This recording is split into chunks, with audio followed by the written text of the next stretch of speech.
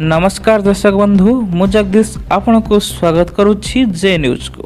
कटक जिला अंतर्गत नेउटिया कण ग्राम दांतकाठी मठ ठारे बट महापुरुषंक पीठरे एकादशतम गीता ज्ञान यज्ञ अनुष्ठित होई जाइछि। एथिरे 500 रु अधिक श्रद्धालु जोगदेई महापुरुषंक कृपा लाभ करने सह प्रवचन श्रवण करथिले। समस्त भक्त मानक पई प्रसाद सेवनर व्यवस्था करा जाइथिला। मो नाम गोकुलानंद बेहरा। मु ए ग्रामर जने वयस्क लोक। ए मठटा आमे पिला दिन शुणीचु जे अच्युतानंद महापुरुष आ जशवंत महापुरुष उभय दुई पटरू आसिकी ये एकजुट होते। अच्युतानंद महापुरुष सकाଳେ दांत घषा समय दांत काठी धरी दांत घसी घसिका आसुले भाई की देखा करने भाई आसी पहुँचीगले ये से ये दी भाई जाक कथबार्ता हेले एवं अच्युतानंद महापुरुष जशवंत गादी पाक आउ निज सो जगह को न जाई एठू रिटर्न गले दांत काठी ये गुंजी दे जाते। तेणु से सकाशे ए मठर नाम दांतकाठी मठ। ये अनुष्ठान आम पिलादिन आम देखी आउचु। एठी आम बाबा माने पूर्णमी रे पाई फाई करथले महाप्रसाद ये ठाकुर पाखे प्रसाद तैयारी होता ग्रामवासी समस्ते खाऊले। तापरे आमे भी देखुचु आम बापा अंते सेमती अनुष्ठान चली प्रति मासे पूर्णमी तिथि रे एठी प्रसाद तैयारी हुए। बहुत संख्या लोक 300-400 खंडे खाती प्रति मासर पूर्णमी तिथि रे। आउ पंचक राहस 5 दिन एठी राहस हुए शर्त राहस। तापरे बहुत लोक आसती एठी भी अन्न प्रसाद हुए। प्रसाद पाई समस्ते जाती सबुदिन आम प्रसाद हुए। एबरे ये ग्रामर नाम हूँ नेउटिया कण। हाँ कहीं ना अच्युतानंद महापुरुष यही पर्यंत आसी एवठू नेउटी गले बोलिक नेमाल को ये गाँव नाम नेउटिया कण। ये आम जाचु आउ अनुष्ठान भितर आउ अधिका तथ्य कौन थो आम आईपर।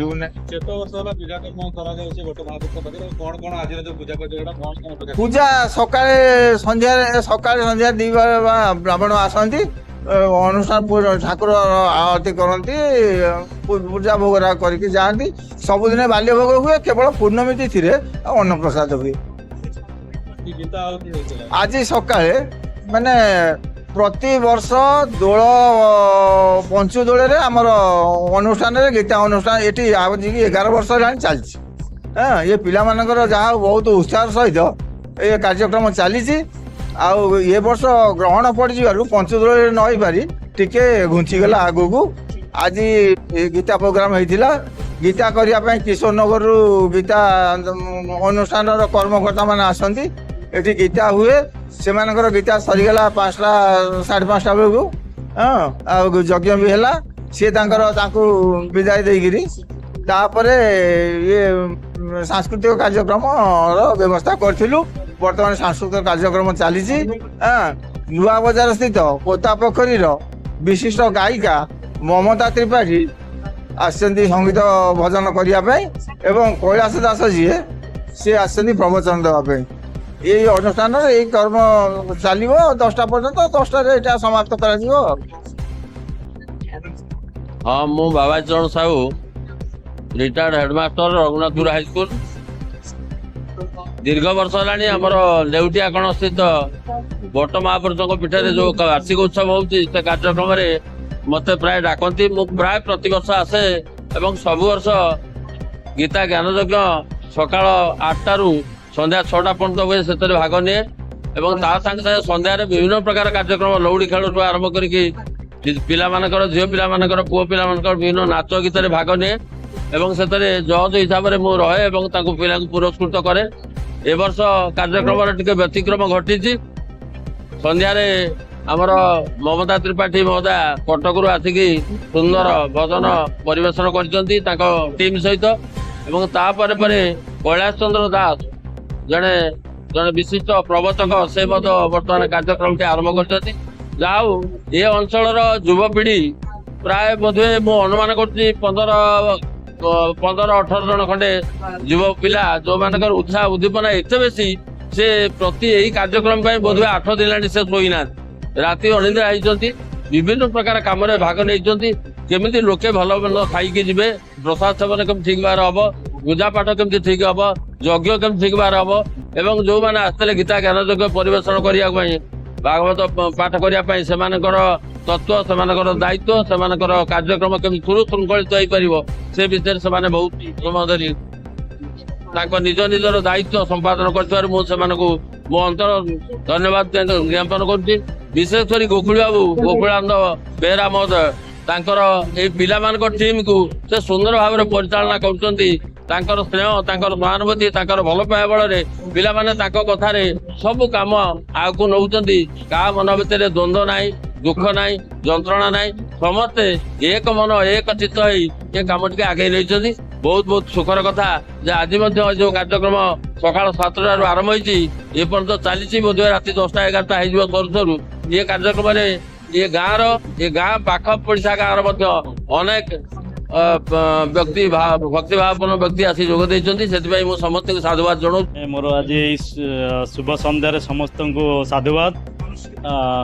ଆଜି ଏଇ ଯୋଉ ପବିତ୍ର ମହୋତ୍ସବ ଆଜି ଚାଲିଛି ପ୍ରଭୁଙ୍କର, ଆଜି ମୁଁ ବଟ ମହାପୁରୁଷଙ୍କର ଇଏ ତ ଆମର 11ତମ ବାର୍ଷିକ ଉତ୍ସବ।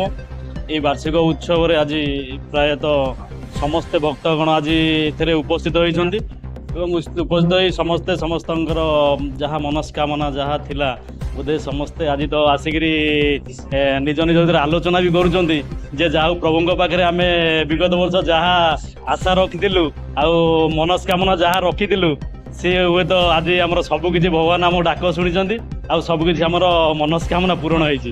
ଏମିତି ଅନେକ ଭକ୍ତ ଅନେକ ଦୂରରୁ ବି ଆସୁଛନ୍ତି ଯେଉଁମାନେ ଏଇ ପ୍ରଭୁଙ୍କ ନାମ କେବଳ ମାନେ ଶୁଣିଲା ପରେ ବହୁତ ମାନେ ଦୂର ଦୂରାନ୍ତରରୁ ବି ଆସିଛନ୍ତି।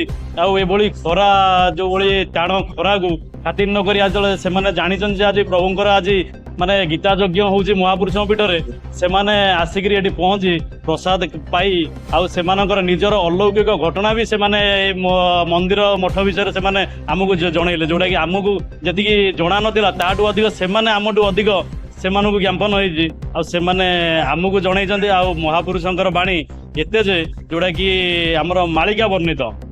ଆଉ ଏଇ ପୀଠ ଉପରେ ମାନେ ଅନେକ ଲୋକ ଅନେକ ଭକ୍ତ ବି ଆସୁଛନ୍ତି ଆଉ ସମସ୍ତଙ୍କର ମନସ୍କାମନା ପୂରଣ ହେଉଛି।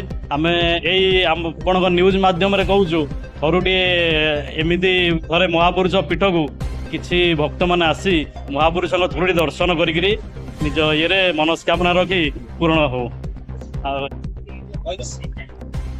ଭଗବାନଙ୍କ ପାଖରେ ମୁଁ ଏତିକି ପ୍ରାର୍ଥନା କରୁଛି ଯେ ମୋ ନାଁ ଧନେଶ୍ୱର ବେହେରା, ଏ ଗ୍ରାମର ମୁଁ ଗୋଟେ ପିଲା, କିନ୍ତୁ ଭଗବାନ ମତେ ବହୁତ ଖୁସିରେ ରଖିଛନ୍ତି ସବୁବେଳ ପାଇଁ।